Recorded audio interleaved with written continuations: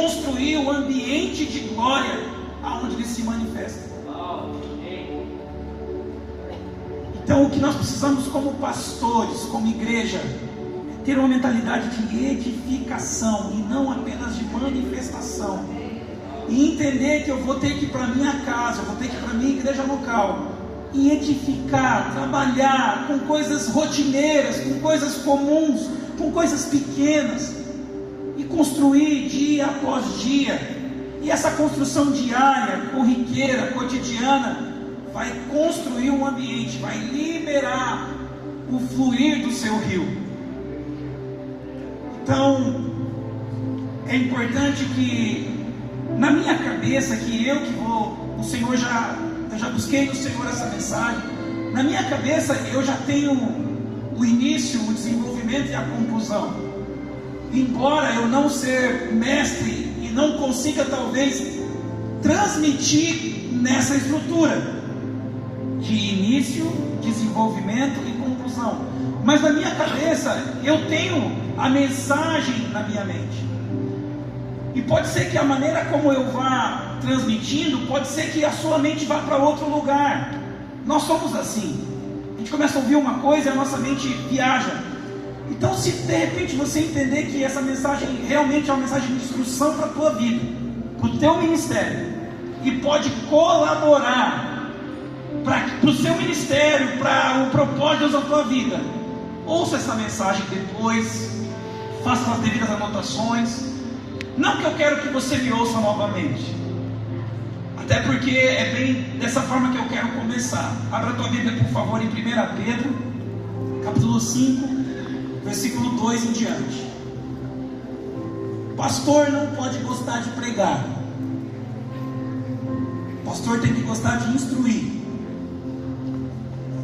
Porque gostar de pregar vai gerar um vício ministerial para você, vai gerar uma idolatria no seu coração. Você vai procurar por púlpitos.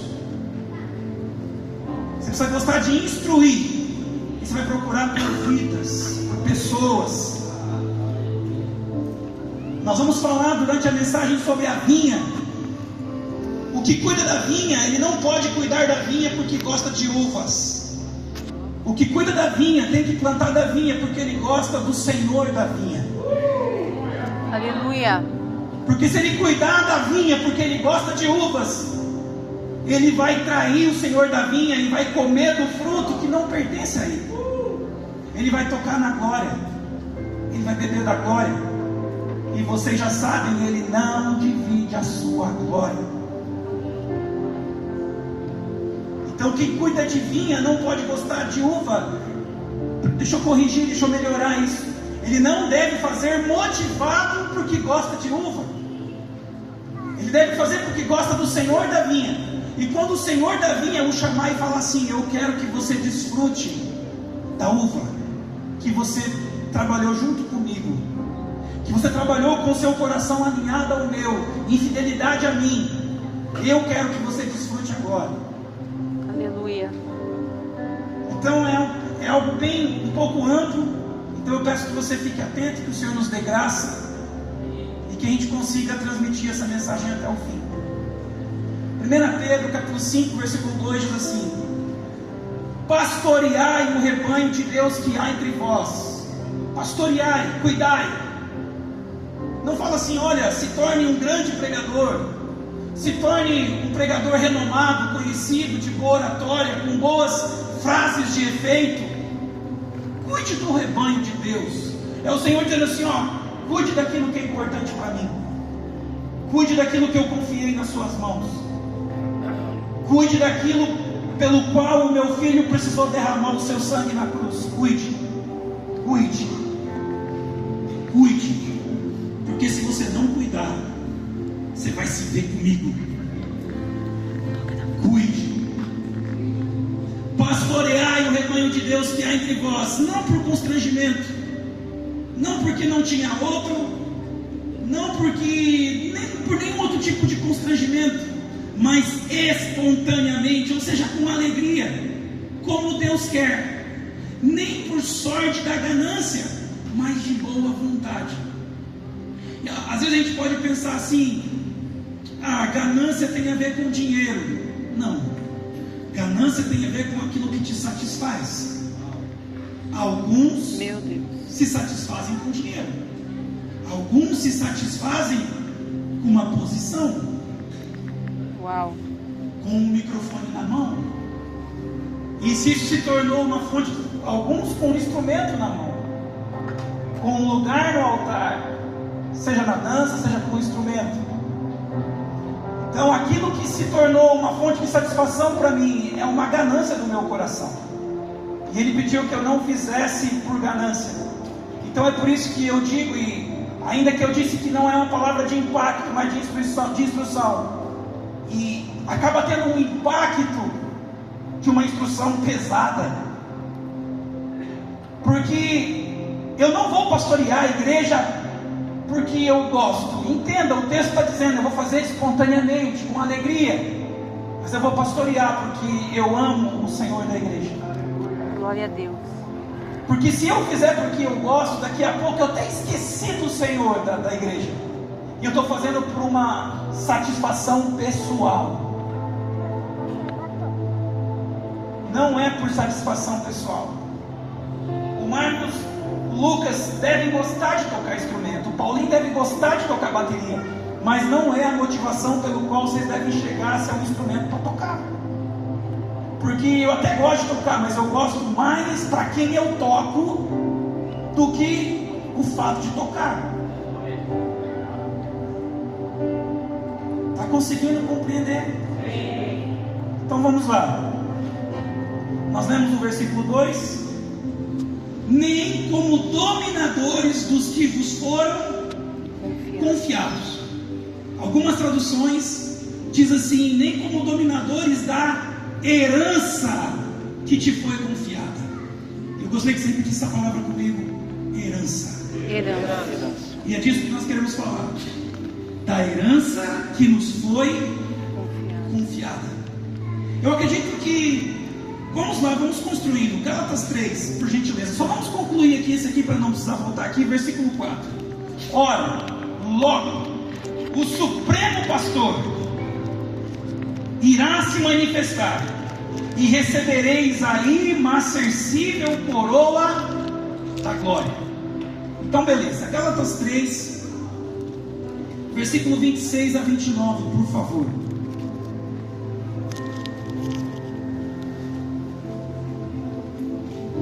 Já ministrei essa mensagem na nossa casa.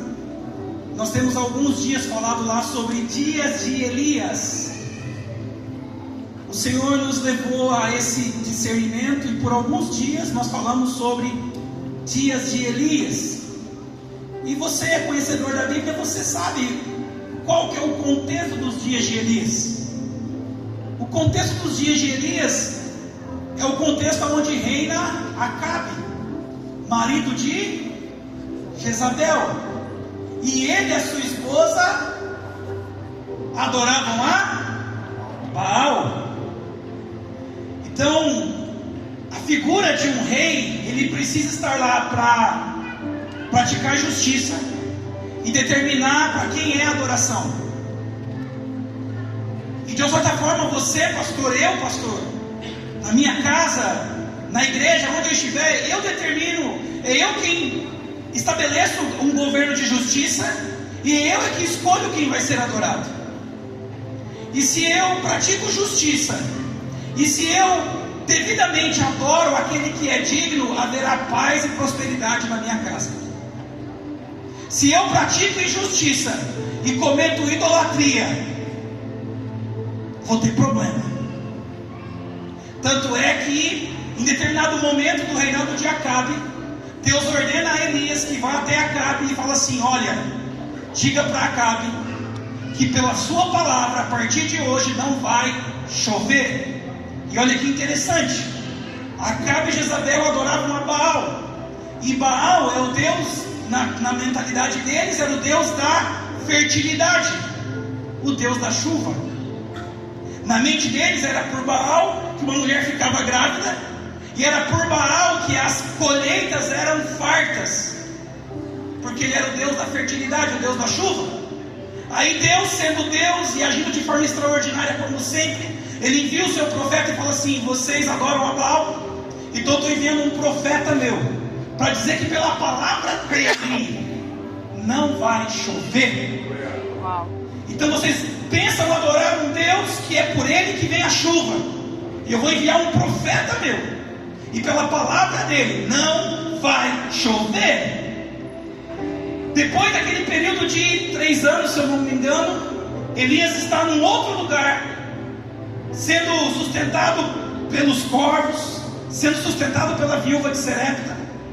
Depois Elias volta novamente à presença de Acabe.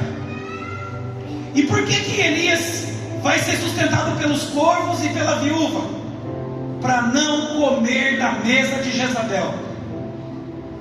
Outros profetas que ficaram ali naquele contexto de seca, de miséria, se corromperam, se curvaram. Lembra quando disse sobre não pastorear por constrangimento? Se eu não fizer isso, do que eu vou viver?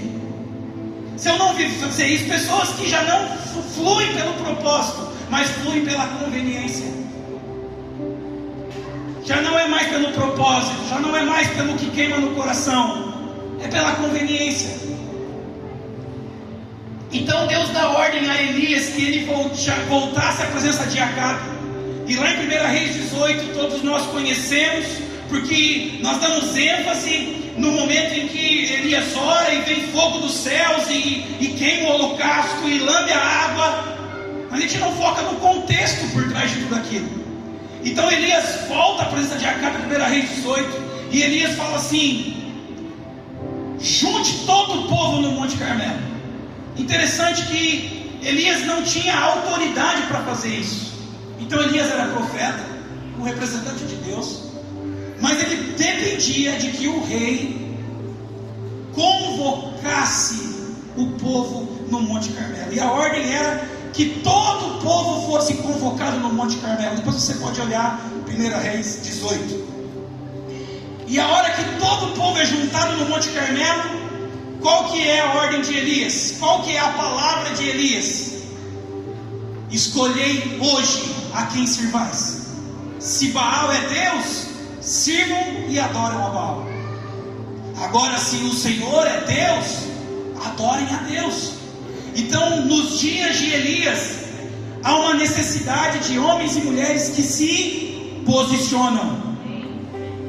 E que fique muito claro quem é adorado no nosso meio. Que não haja nenhuma variação de dúvida de quem está entronizado e de quem é adorado no nosso meio. Glória a Deus.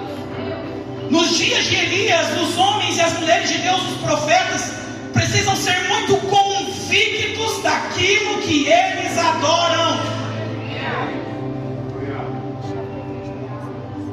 Nós vamos falar de herança e nós vamos usar a figura da vinha para representar a herança.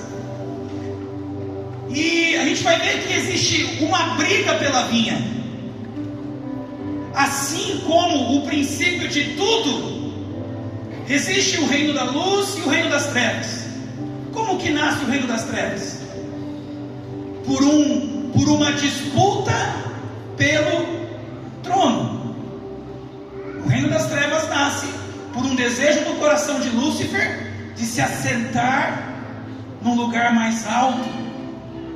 Então, nós falamos de reino. O que é reino? Reino é um território governado por um rei.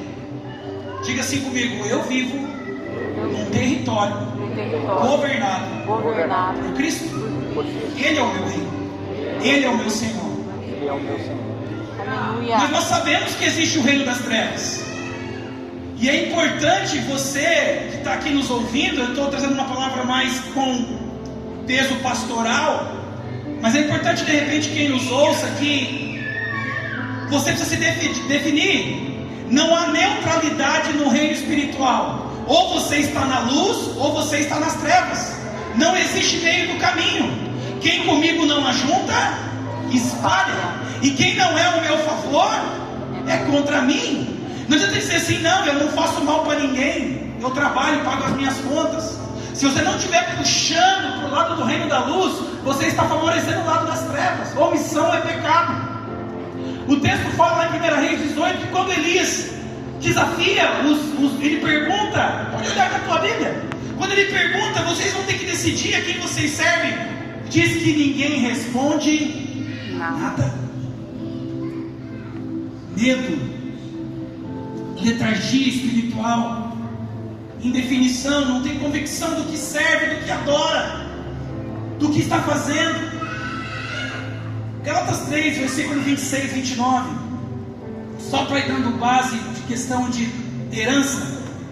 Pois todos vós sois filhos de Deus, mediante a fé em Cristo Jesus, porque todos quantos fostes batizados em Cristo, de Cristo, vos revestistes. De Sarte não pode haver judeu nem grego, nem escravo nem liberto, nem homem nem mulher, porque todos vós sois um em Cristo Jesus. E se sois de Cristo, também sois descendentes de Abraão e herdeiros segundo a promessa.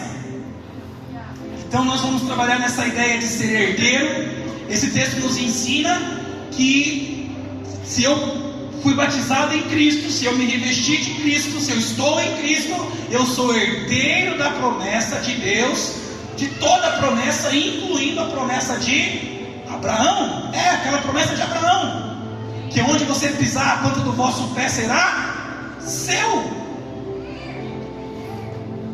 Eu pedi para a Daiane,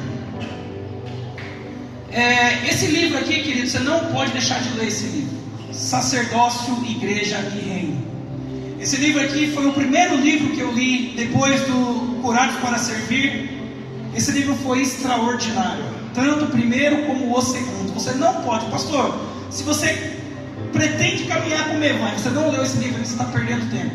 Você está sentado numa mesa farta e perdendo a oportunidade de desfrutar de um compilado de revelações. Por quê? O Lucas falou aqui de pilares que o Mevan se move na adoração. Só que também existem pilares importantes, por exemplo, a paternidade, sacerdócio. O sacerdócio é o indivíduo. Por que nós temos pessoas feridas na igreja? Porque ainda não entenderam que são filhas de Deus, não foram curadas na paternidade, ainda tem raiz de orfandade, são carentes, são competidores, são desacreditados, ainda estão, ao invés de em Cristo estarem na herança de Abraão, estão na herança de Adão. Mentalidade de pessoas caídas, com medo, se escondendo atrás de algo, transferindo responsabilidades. Então, o primeiro de tudo é o seu sacerdócio, você entender quem você é em Deus, entender a sua missão, o seu propósito. Aí, quando todos nós entendemos isso, então eu considero o sacerdócio aqui, quando eu tenho a revelação da minha paternidade, quem eu sou no Senhor. A igreja de Deus é os 5 ministérios. Eu me enxergo dentro dos 5 ministérios, onde eu vou atuar, onde eu vou trabalhar para a construção.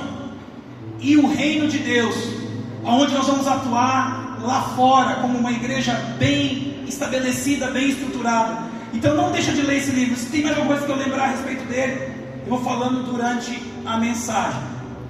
Gálatas 3 fala sobre que eu sou herdeiro. E deixa eu falar uma heresia aqui. Tem alguns capítulos da Bíblia que parece que eles foram mal divididos. E não tem nenhum problema dizer isso, porque eu não estou dizendo que o conteúdo tem algum problema. Mas acaba o capítulo 3 e você pode até desconsiderar o que eu falei, se você quiser, e entender que simplesmente o capítulo 4 é uma continuação do que o capítulo 3 está dizendo. E até nessa minha Bíblia aqui, de fato, quase nem faz uma separação. Só tem um 4 ali e tem a continuidade. Tudo bem, eu sou herdeiro, amém? Eu tenho uma herança, uma grande herança. E nós vamos depois falar o que é essa herança, qual é a nossa herança. Só que o texto diz assim: capítulo 4, versículo 1. Digo, pois, que durante o tempo em que o herdeiro é menor, em nada difere do escravo, posto que é senhor de tudo. Esse texto já foi lido várias vezes, já ouvimos várias vezes. Eu tenho uma herança para administrar, para cuidar. Mas se a minha condição ainda é de pessoa incapaz, uma pessoa com a idade ainda não suficiente de responsabilidade, eu sou como um escravo, eu não tenho poder de decisão, não tenho poder de governo, eu não administro, eu estou ali sendo sustentado pela herança. Então, eu até vou dar uma pausa aqui e vou pedir a você, querido, que abaixe sua cabeça, feche seus olhos. Eu tenho esse hábito de fazer isso lá na nossa casa.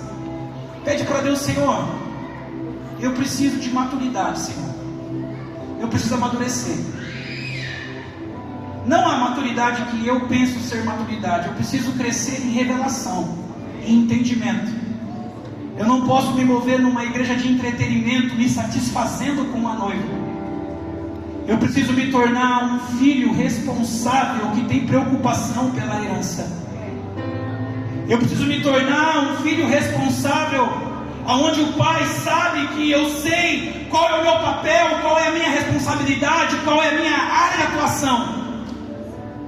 Em nome de Jesus, me ajuda, Pai. Me ajuda pelo Teu Espírito, me ajuda pela Tua Palavra, me ajuda com os irmãos mais experientes que estão próximos de mim. Me ajuda. Eu só não quero ficar na condição de um escravo, sendo o Senhor de tudo. Me ajuda, Pai, a ter dimensão da herança do Senhor, da minha responsabilidade no Senhor. Lucas capítulo 20. Então, quando a gente fala da herança do nosso Pai, que nós temos a incumbência de cuidar dela, existem dois riscos que nós temos de falhar no nosso cuidado com a herança. Kelta falou do primeiro. Qual que é o primeiro risco de não ter cuidado com a herança? Ser menino. Não ter dimensão de que eu tenho uma herança, de que eu tenho responsabilidade por uma herança.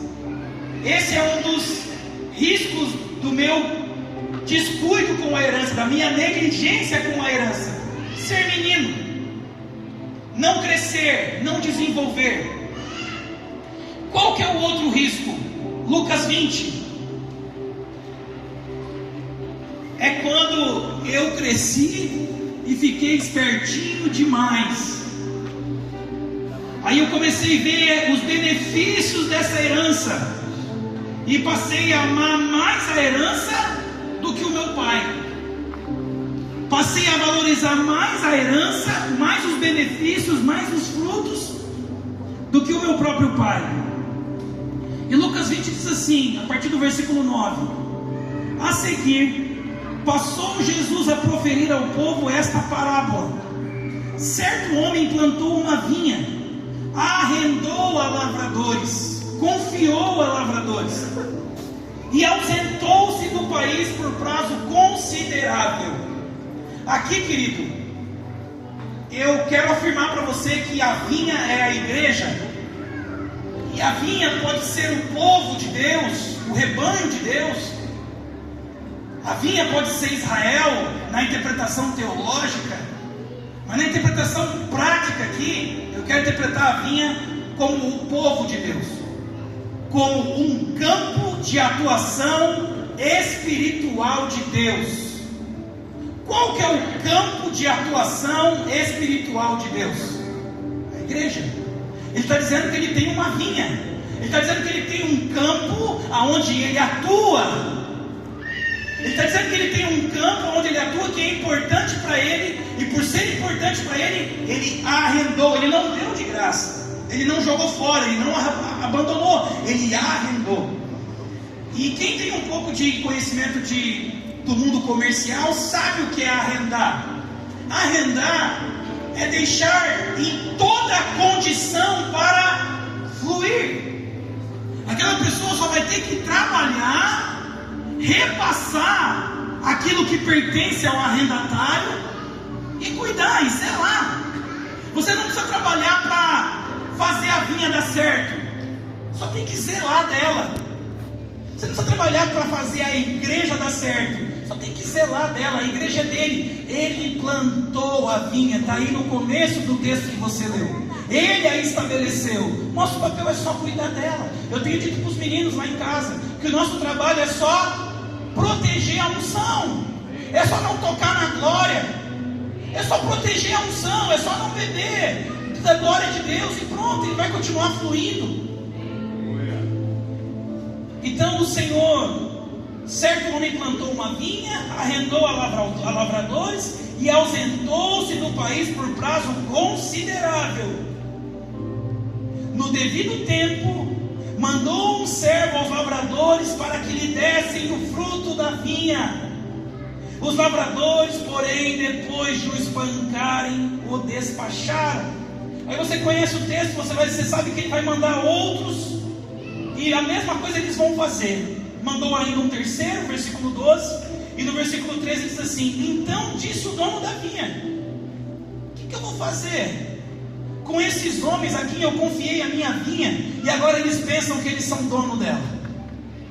O que eu vou fazer com esses caras? Uma coisa errada de se pensar é que ele não vai fazer nada. Deus reivindica a sua glória, Deus reivindica o que é seu. Então ele diz assim no versículo 13: então disse o dono da vinha: que farei? Enviarei o meu filho amado. Ele já enviou o seu filho amado? Amém. Eu quero dizer para você uma coisa: ele já enviou, e ele vai enviar quantas vezes for necessário. E antes que você pense assim: ai, Jesus vai vir de novo, não é isso que eu estou falando. Sabe, querido, você consegue imaginar, nós estamos aqui nesse culto agora, se Jesus entrasse por aquelas portas agora? Se lá no nosso culto de domingo à noite, se ele entrasse pela porta do nosso culto de domingo à noite.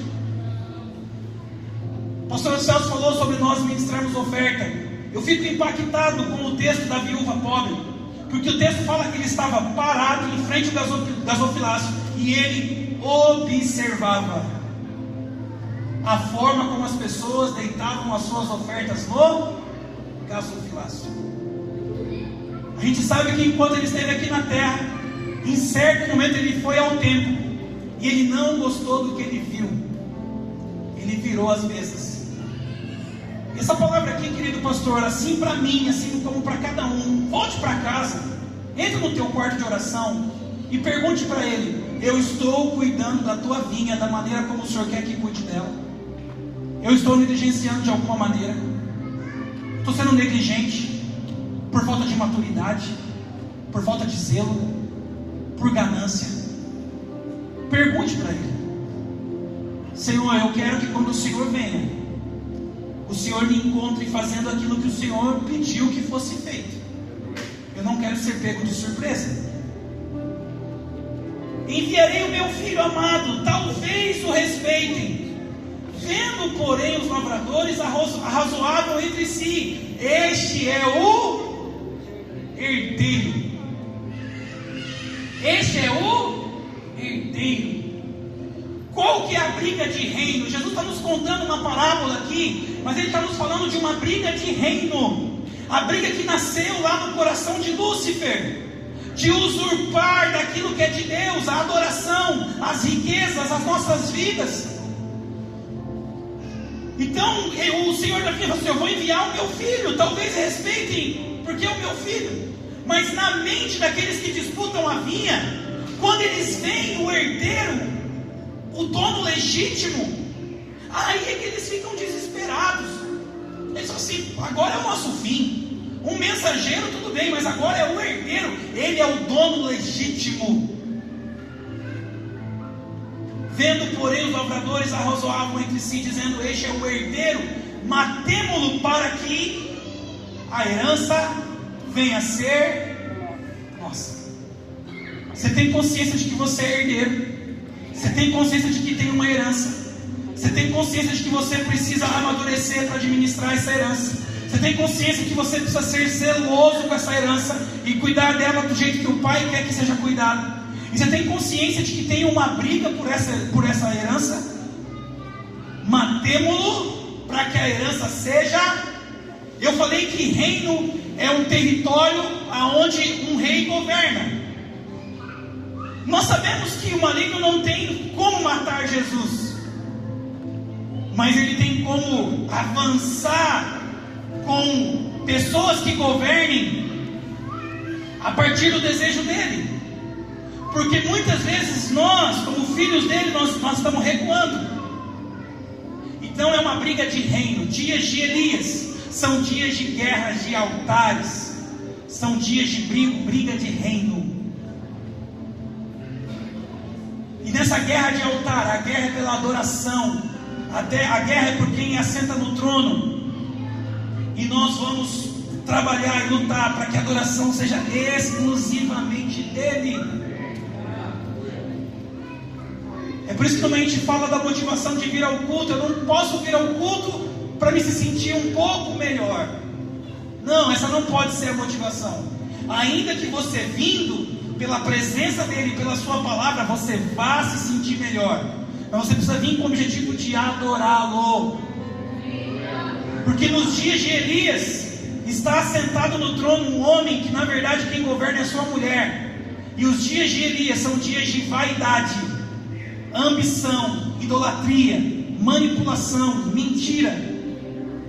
E nós não podemos ter nenhum desses elementos dentro do nosso contexto, porque nós não vivemos debaixo da doutrina de Jezabel. Nós aprendemos que as pessoas tinham o hábito de dizer espírito de Jezabel. Lidar com o espírito é fácil, irmão. Em nome de Jesus, sai. O problema é o que foi inculcado na mente. E é por isso que quando eu te pedi, vai para casa, entra no seu quarto e ora. Porque é bem provável que você talvez tenha recebido um modelo de igreja, uma forma de cuidar da vinha, que ele não se agrada. É bem provável que isso tenha acontecido com você, comigo. E é por isso que aquela velha lição que nós aprendemos com os nossos pastores, a nossa oração é como a oração de Manoá, que gerou Sansão. Como que devemos cuidar do menino que há de nascer? Como que eu vou cuidar daquilo que é gerado dos céus, que vem dos céus para que eu cuide, para que eu gere isso? Então agora, querido, por favor, nós já lemos até o 15, versículo 15 de Lucas 20.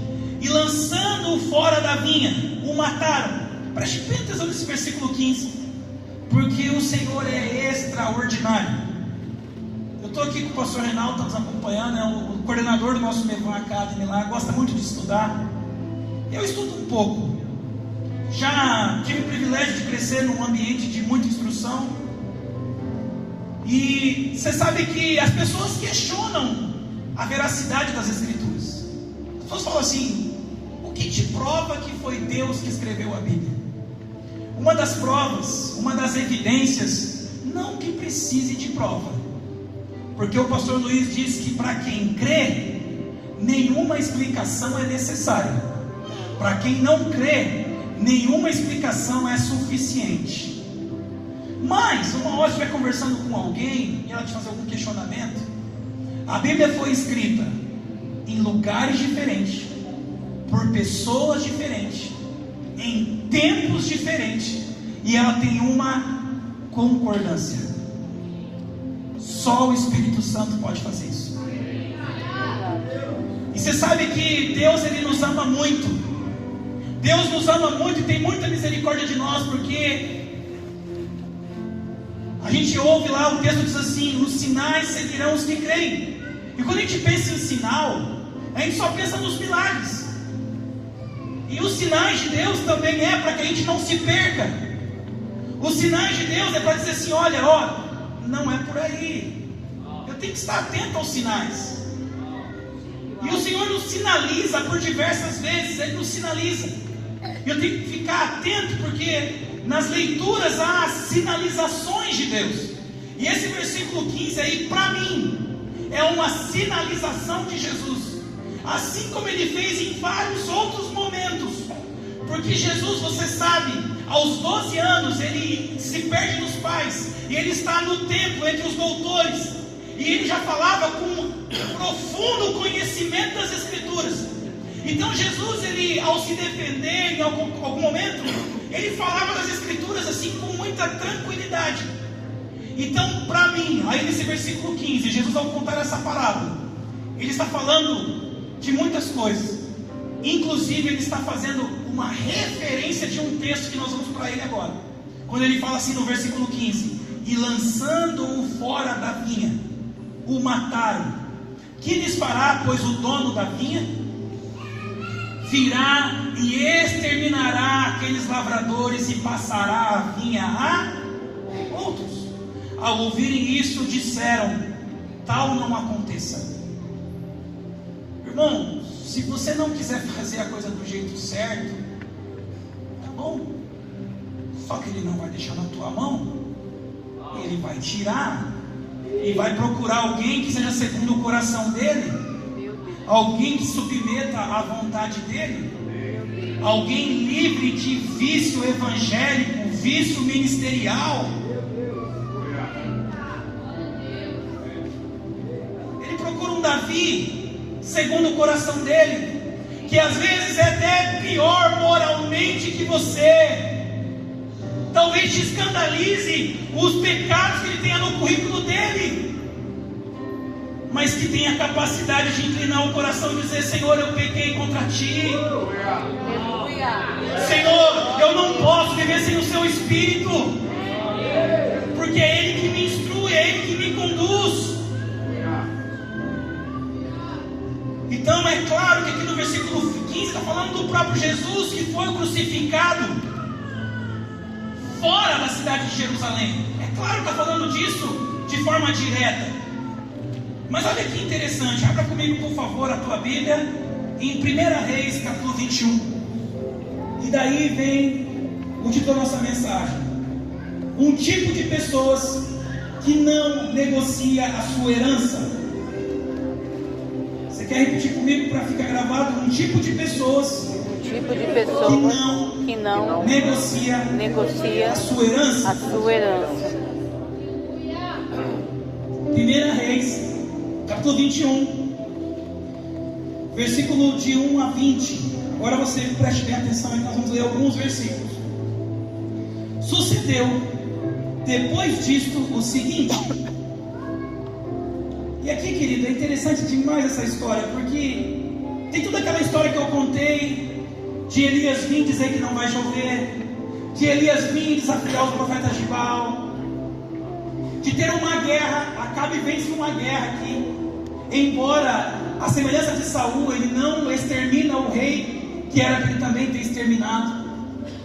Um profeta se disfarça de um foragido de guerra e dá uma sentença contra ele, de que assim como era uma vida por vida, assim como ele libertou daquele rei, ele tinha comprometido a vida dele por causa daquilo. Depois você pode ler todo o contexto. Aí o texto fala assim: sucedeu depois disso, depois que Acabe recebe uma sentença de morte, ele volta para casa. Sucedeu depois disso o seguinte: Nabote, eu nem vou falar esse nome aqui que é muito difícil, só Nabote tá bom, possuía uma vinha. Nabote possuía uma vinha ao lado do palácio de Acabe, rei de Samaria. Disse Acabe a Nabote: dá-me a tua vinha, para que me sirva de horta. Irmão, na vinha planta o quê? Uva. E na horta? Verdura. Oi? Verdura. Na horta planta um monte de coisa. A horta pode ser de qualquer coisa. Pode ser de alface, de rúcula, de repolho, de quiabo, A horta não é específico. A horta é igual para pessoas. Para pessoa, qualquer música serve. Pode pode ser qualquer coisa. Não, para nós tem que ser específico. Tem que ser, Ele é o Senhor, Ele é o Rei. Glória a Deus. Não pode ser qualquer coisa. Não pode ser diversificado. Não pode ser eclético. Não tem como, irmão. É específico. É homens de uma coisa só. É homens que valorizam a sua presença. Aleluia. É homens que estão diante do seu trono e o reconhecem como Rei e como Senhor. Eu ouvi um padre falando essa semana que hoje, Rafinha, já não é mais conversão, é inclusão. Já não é mais a pessoa precisar se converter, mudar um estilo de vida. Não, ela é incluída. Ela pode continuar ouvindo as músicas xarope que ela ouve. Ela pode continuar bebendo a cerveja que ela bebia. Ela pode continuar falando os palavrão que ela falava. Meu Deus. Ela pode continuar cobiçando a mulher do próximo como ela cobiçava antes. Ela só precisa ser incluída. Ela não precisa se converter. Meu Deus. Pessoas que tudo vale, qualquer coisa serve.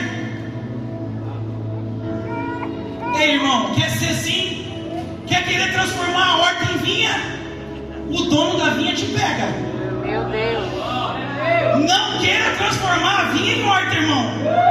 Vinha é vinha. Vinha produz uva. E nós sabemos o que a uva representa.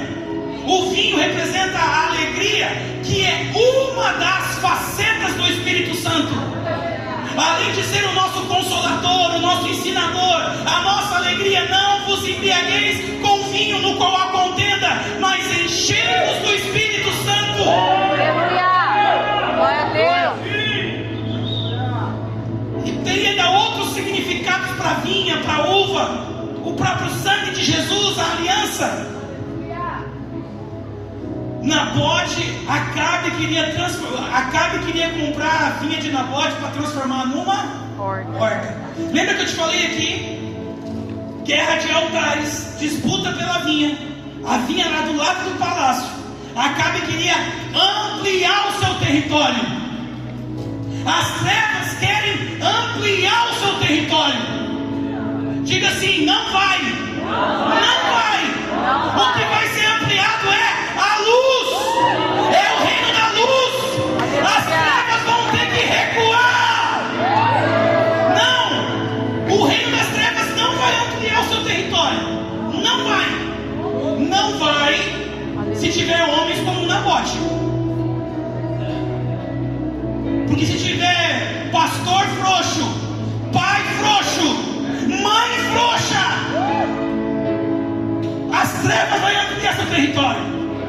Verdade. As trevas só não vão ampliar seu território se tiver homens e mulheres como Nabote. Homens e mulheres que não negociam a sua herança. Aleluia.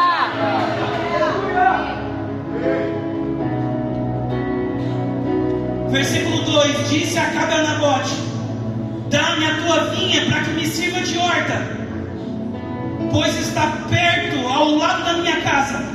Escuta a proposta e seja sincero. Eu, no lugar de Nabote, vendi essa vinha. Olha a proposta de Acabe: dar-te-ei por ela outra melhor.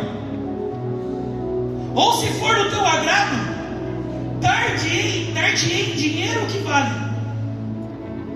Porém, Nabote disse a Acabe: guarde-me o Senhor de que eu dê a herança de meus pais.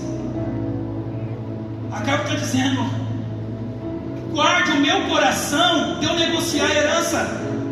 Ora de novo, pastor, pastora, mãe, pai. Ora de novo e peça: Senhor, guarde-me, guarde o meu coração, porque as propostas vão ser grandes, as propostas vão ser tentadoras, as propostas vão mexer comigo. No meio do caminho as propostas vão me provocar. Peça para Deus e diga: Senhor, guarda-me de negociar a herança do meu pai. Guarda de eu colocar valor naquilo que o pai confiou nas minhas mãos. Guarda-me de fazer isso, Senhor.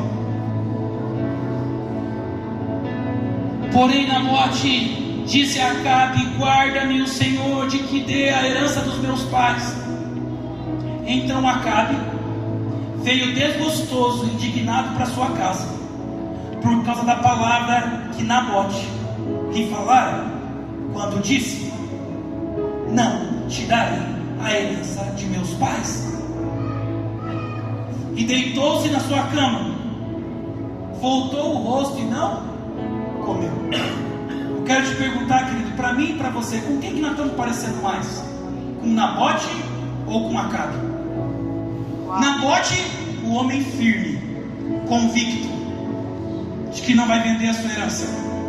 O Acabe, quando não conseguiu o que queria, foi para casa, enfiou a cabeça no travesseiro e começou a chorar.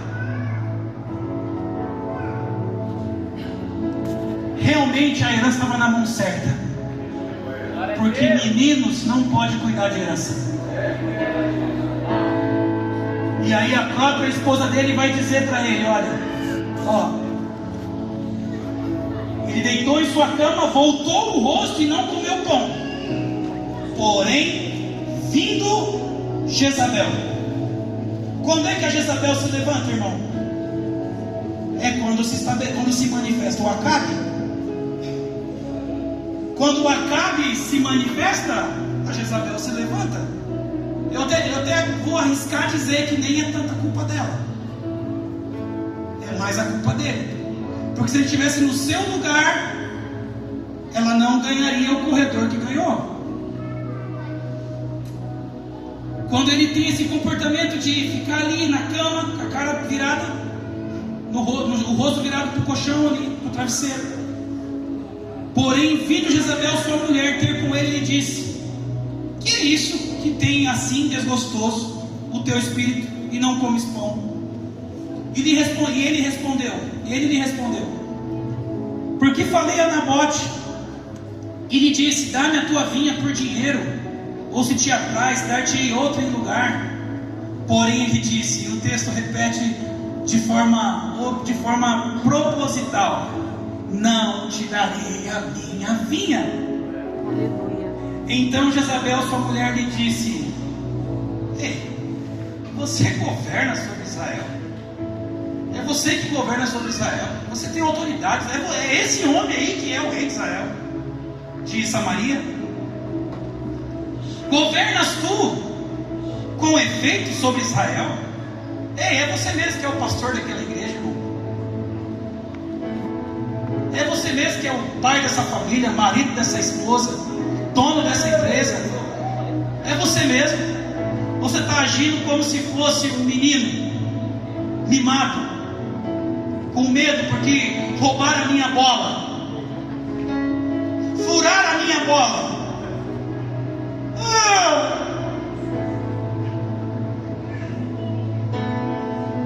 Ela pergunta: governas com efeito sobre Israel? Levanta-te, come, alegre o teu coração e eu te darei a vinha de Nabote. A bicha era miserável, irmão. Só que eu vou falar para você: se apareceu Nabote, se apareceu o Acabe, ela aparece de novo. Se manifestar o Acabe, ela se levanta de novo. Essa doutrina, essa cultura, esse sentimento de tomar a herança. Aí tem um contexto aqui, eu vou dar uma pulada. Ela escreveu cartas, ela usa o carimbo de Acabe, ela convoca os homens nobres da cidade, e ela também chama 2 homens malignos para testemunhar contra Acabe. Versículo 10: fazei-se entrar de fronte dele 2 homens malignos que testemunhem contra ele, dizendo: blasfemaste contra Deus e contra rei. Depois leva-o para fora. Você lembra do versículo 15? Levaram para fora. Leva-o para fora e apedrejai-o para que morra. Os homens da sua cidade, os anciãos, os nobres que nela habitavam, fizeram como Jezabel lhes ordenara, segundo estava escrito nas cartas que lhe havia mandado. apregoaram um jejum e trouxeram 2 homens malignos, sentaram-se de frente dele e testemunharam contra ele, contra Nabote perante o povo, dizendo: Nabote blasfemou contra Deus e contra o rei. E o levaram para fora da cidade, o apedrejaram e morreu. Então mandaram dizer a Jezabel: Nabote foi apedrejado e morreu. Tendo Jezabel ouvido que Nabote fora apedrejado e morrera, disse a Acabe. Ela fez um serviço sujo, né, irmão? Ela fez um serviço pesado. Levanta-te e toma posse da vinha que Nabote, o jezreelita, recusou dar-te por dinheiro, pois Nabote já não vive, mas é morto. Tendo Acabe ouvido que Nabote era morto, levantou-se para descer para a vinha de Nabote, para tomar posse dela. Parece que o plano das trevas está dando certo, né, irmão? Nabote morreu. Quando eu preguei essa mensagem lá em casa, quando eu falo aqui de música, irmão, talvez você pense assim: esse pastor aí é religioso, é chato. Não. Eu vivi num contexto evangélico onde era comum a gente ouvir música secular e beber bebida alcoólica. Eu quero te alertar: essa receita não dá certo. Não mesmo. Uau. Essa receita é uma receita de destruição. Eu perdi amigos meus que cresceram comigo com o alcoolismo, que provavelmente tios, líderes na igreja, colocou a cerveja na boca dele. Então, se você quiser fazer essa receita, irmão, você é livre.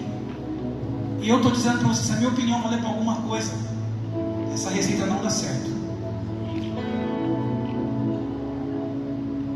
Eu lembro que eu era garoto, eu ouvia Raul Seixas.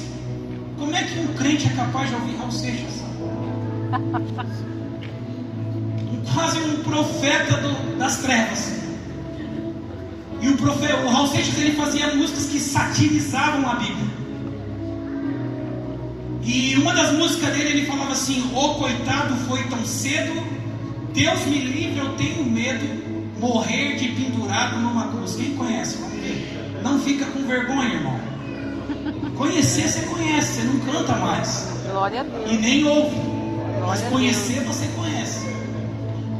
Eu não estou querendo te induzir ao pecado, tá? Senão a melodia começa a voltar na sua mente. Né? Sabe o que Raul Seixas está satirizando? Os mártires da fé. E martirizando os mártires da fé, e começando pelo próprio Cristo.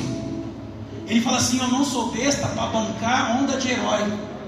Sou vacinado, sou cowboy fora da lei. Se não me engano é o nome da música, cowboy fora da lei. Porque quando a gente olha aqui sobre Nabote, o texto fala que Nabote morreu. Nabote morreu. O que valeu o seu posicionamento? Talvez a nossa mentalidade de se corromper com facilidade, talvez teria sido melhor ter vendido. Nabote morreu. Nabote morreu. Ele foi um homem justo, ele se comportou da maneira certa. Ele morreu. Você se lembra, irmão? O pastor Luiz fala isso, nós acreditamos nisso. O primeiro mártir do Novo Testamento é Estevão. Estevão foi apedrejado. E Estevão viu os céus abertos. E o texto da Bíblia, igual eu disse agora há pouco, o texto fala assim, ó: e as roupas de Estevão foram jogadas aos pés de um jovem Saulo. E daqui a pouco vai falar que esse jovem Saulo, indo a caminho de Damasco, viu uma luz. Então, mártires, eles abrem os céus. Mártires, eles inauguram um novo tempo. Mártires desacortinam cenários de Deus. A morte, a Bíblia fala do cálice da ira de Deus. A morte de Nabote foi a gota d'água das abominações de Acabe e Jezabel. O reinado de Acabe e Jezabel precisa acabar. E para que o reinado de Acabe e Jezabel acabe, mártires vão precisar morrer. Pessoas que não estão interessadas em levar vantagem pessoal. Pessoas que estão dispostas a sacrificar a sua vida para proteger aquilo que o Senhor confiou a elas. O reinado de Acabe e Jezabel precisa morrer. A igreja idólatra, a igreja vaidosa, a igreja manipuladora, ela precisa morrer. Nós não vamos entrar nessa linha aqui. Pastor Celso brincou ali com a leveza do Lucas. Eu sei que eu não sou leve, eu sei que eu sou pesado. E se for o meu encargo, irmão, como o encargo de Jeú, de atropelar Jezabel, de passar por cima dela, não tem como ser leve. Se esse for o meu encargo, eu brinco lá na nossa casa, eu gostaria de pregar mansinho do começo ao fim. Aqui eu estou pegando leve, eu não estou em casa. Estou em casa, mas não estou totalmente em casa. Então, se esse for o meu encargo, irmão, não tem como eu querer ser diferente. Não tem como eu... É igual a história. Não tem como... Às vezes nas casas estão assim. O homem quer ser um borboleto cuidando do jardim, e a mulher quer ser um boi puxando carroça. A borboleta é a mulher, irmão. Ela tem leveza, beleza. Ela só passa ali para pulverizar os pólens, né? Você é homem. Você foi criado para puxar carga, para aguentar peso. Não me entenda mal. Não inverta os papéis. Não deixe o serviço pesado. Não se torne uma Acabe para sua mulher. Assuma a responsabilidade. Versículo 16. Versículo 17. Nabote acabou de morrer. A Jezabel vem dar com alegria a notícia: ó, Nabote morreu. Agora você pode descer lá e tomar posse da vinha. Ah, vai. Vai lá descer e tomar posse da vinha para você ver. Então veio a palavra do Senhor a Elias, dizendo: dispõe-te, desce para encontrar-te com Acabe, rei de Israel, que habita em Samaria. Eis que está na vinha de Nabote, aonde desceu para tomar posse dela. Falar-lhe-ás dizendo: assim diz o Senhor, mataste e ainda por cima tomaste a herança? Dir-lhe-ás mais: assim diz o Senhor, no lugar em que os cães lamberam o sangue de Nabote, os cães lamberam o teu sangue, o teu mesmo. Perguntou Acabe a Elias: já me achaste inimigo meu? Respondeu ele: achei-te, porquanto já te vendeste para fazer o que é mal perante o Senhor. Lá em 1 Reis 18 é quase que o mesmo contexto. Elias vem confrontar a idolatria deles, a Baal. E Acabe fala assim: o que queres, perturbador de Israel? Ele falou: não, eu não sou o perturbador de Israel. Quem perturba Israel é você com as suas abominações perante o Senhor. Aqui Elias nem bate boca com ele, que ele fala assim: já me achaste inimigo meu? Ele fala: achei. Se você quer me considerar seu inimigo, então eu sou. Se você quer me considerar adverso daquilo que você vive e faz, então eu sou. Eu não sou teu inimigo. Eu não quero ser seu inimigo. Mas se o que você faz vai na contramão daquilo que eu acredito, então vai ter confronto. Se a tua forma de se mover quebra os princípios da palavra, então nós vamos se confrontar. Tem gente que quer ficar bem na foto com todo mundo, quer ser o legalzinho de todo mundo. Se você tiver que morrer no coração de algumas pessoas, que morra, irmão. Mas continue sendo um profeta, continue sendo um Nabote, continue sendo alguém que protege a herança. E aí, querido, deixa eu falar algo mais para você. Nos últimos dias, depois de um certo tempo, que alguns profetas se levantaram, McNulty, Mike Shea, Pastor Júnior, ministério profético equivocado, passaram a atrapalhar a edificação da igreja. E por que eu falo que é equivocado? Porque se está atrapalhando, é óbvio que é equivocado. Porque todos os 5 ministérios, todos eles têm um papel de edificar o corpo. Aí a pessoa pensa que para ser profético tem que alugar uma salinha fora da igreja. Se o ministério profético é para edificar a igreja, vem aqui, ora aqui, adora aqui, abre os céus aqui. Por que para ser profético tem que ser lá não sei na onde? Se o ministério profético é para edificar a igreja, eu não acredito em nenhum movimento, eu esqueci até o nome, para-eclesiástico, fora da igreja. Eu acredito na vinha. Ele se preocupa com a vinha dele. Ele não se preocupa com horta. Ele se preocupa com a vinha. Ame a igreja, querido. Ele ama a igreja. Ame a igreja de Jesus. Cele por ela. Morra por ela. Lute por ela. Ame a igreja. Não deixa ninguém fazer bagunça na igreja, não, irmão. Querer transformar a igreja numa horta. Não deixa, não. Aleluia. Preste atenção. O profeta, quando Acabe desce para tomar posse da vinha, o profeta vem para se encontrar com ele. Então, qual que é o papel do ministério profético? Proteger a vinha, assim como todos os outros. Proteger a vinha, cuidar da vinha, zelar da vinha, não deixar que ninguém, com má intenção, com ganância, com qualquer tipo de sentimento, queira tomar posse dela. Alguém debaixo de uma influência jezabélica, debaixo de uma influência de uma doutrina jezabélica, que faz o trono, que usa do trono para se promover. Vamos caminhando para o final. O pessoal que vai nos ajudar na adoração pode ir subindo. Abra comigo, por favor, Hebreus 12:16. Eu só quero antes citar algo bem rápido. Vamos lá, bem rápido. Salmo 127, 3 e 4. Salmo 127, 3 e 4. O que é a nossa herança? Salmo 127, 3 e 4, você já sabe. E o pastor Celso já falou aqui. Nós não podemos deixar nossas crianças jogadas, irmão. Eles são a nossa herança. Nabote cuidou da herança dele, irmão. Cuida da sua herança, são os nossos filhos.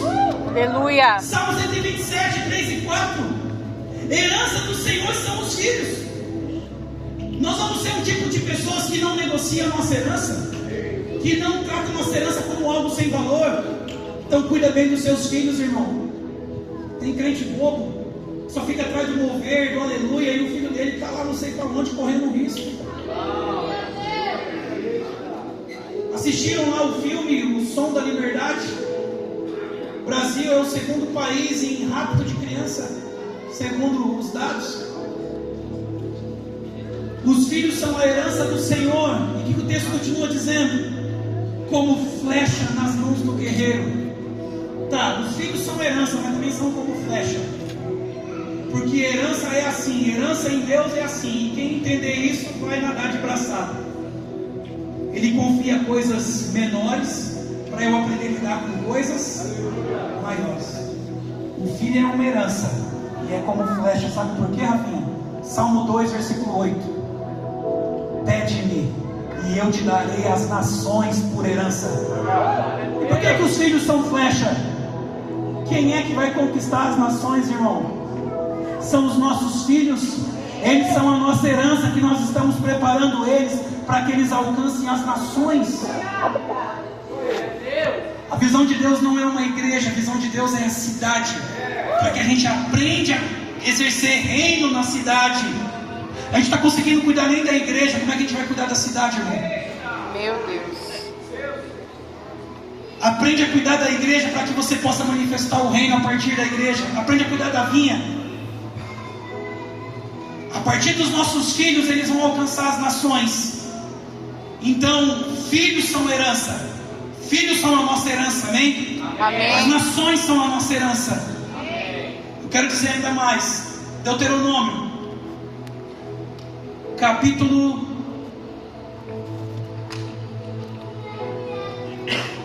18, versículo 1, é suficiente. Às vezes você fica frustrado porque você virou pastor e você queria ser empresário, é o meu caso. Eu só não estou frustrado, graças a Deus. Agora não mais. Eu queria ser empresário, irmão, mas eu ia ser pastor também. mas ia ser o pastor com o bolso cheio, e não queria depender de ninguém, para poder comprar o carro que eu quisesse, fazer a viagem que eu quisesse, comprar a roupa que eu quisesse, a casa que eu quisesse. Sabe como é que é o nome disso? Orgulho, arrogância, soberba. Era o que eu queria. No meu coração, o que eu falava no meu coração é assim: ó, não vou dever satisfação para miserável nenhum. Era o que eu tinha no meu coração, arrogância. Enquanto para o lugar que o Senhor queria me levar, Ele ia me levar para um nível de dependência nele. Poucos pastores vão conseguir conciliar a unção de rei e de sacerdote. A maior parte vão precisar ser sacerdote. Outro vai dar um boi e ele vai sacrificar. E eu sei, querido, que nós já não vivemos mais debaixo do ministério do sacerdócio levítico. Eu sei disso. Eu sei que nós estamos debaixo do que foi do começo ao fim. Só que os princípios de Deus são imutáveis, irmão. E tinha uma tribo que eles não tinham herança. Deuteronômio 18, versículo 1. O que diz aí na tua Bíblia?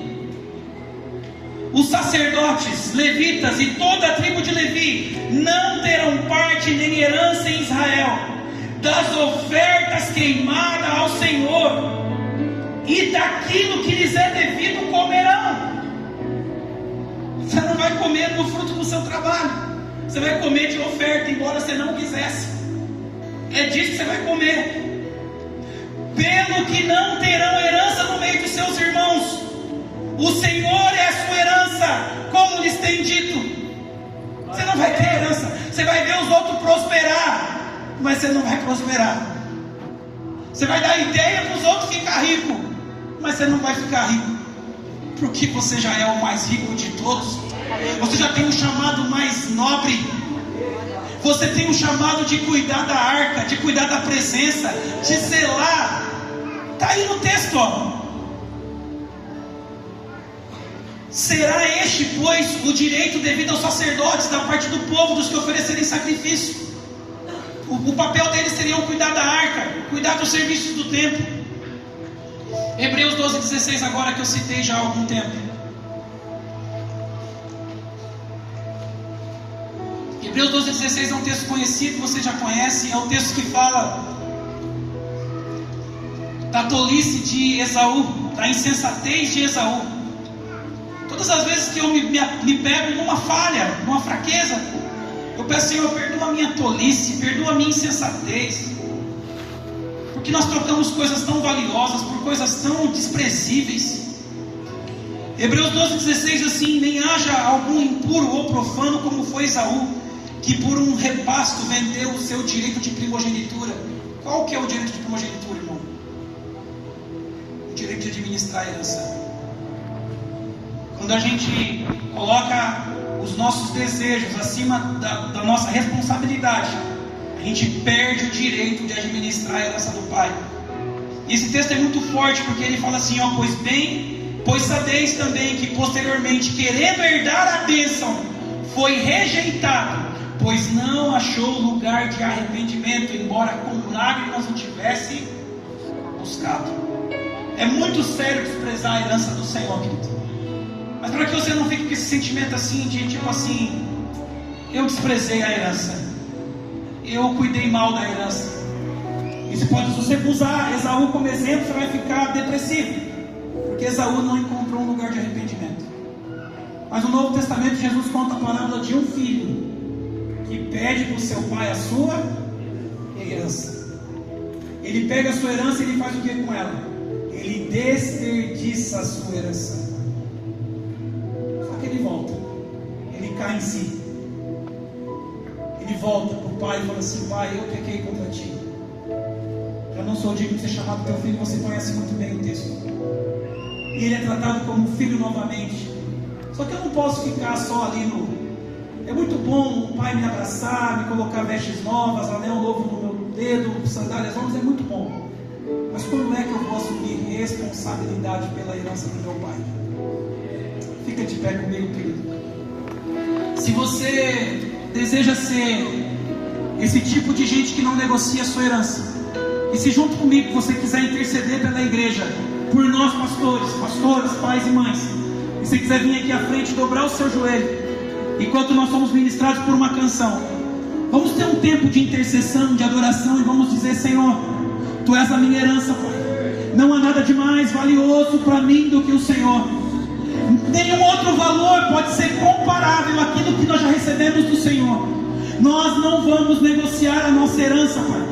Nós não vamos negociar a nossa herança. Nós não vamos desprezar a nossa herança. Nós não vamos ser irresponsáveis com a herança. Olha o Senhor, querido. Você jovem que está aqui, não só pastores. Um dia nós vamos precisar transicionar a igreja a outros. E a igreja vai precisar estar na mão de pessoas como Nabote, como homens e mulheres que não negociam a sua herança. Nós vamos precisar levantar novos pastores. Então vem aqui, jovem, dobra o seu joelho e diz: Senhor, derrama sobre mim esse espírito de excelência, derrama sobre mim esse espírito de zelo, de temor, de responsabilidade pela tua vinha, pela tua noiva, pela tua igreja, Senhor.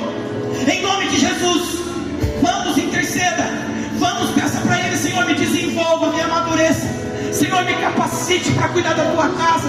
Sim, Jesus, sim, meu Rei. Tu és a minha porção. Sim, Senhor. Sim, Jesus. Tu és a minha porção, minha herança. Sim, Jesus. Tu és a minha porção, a minha herança.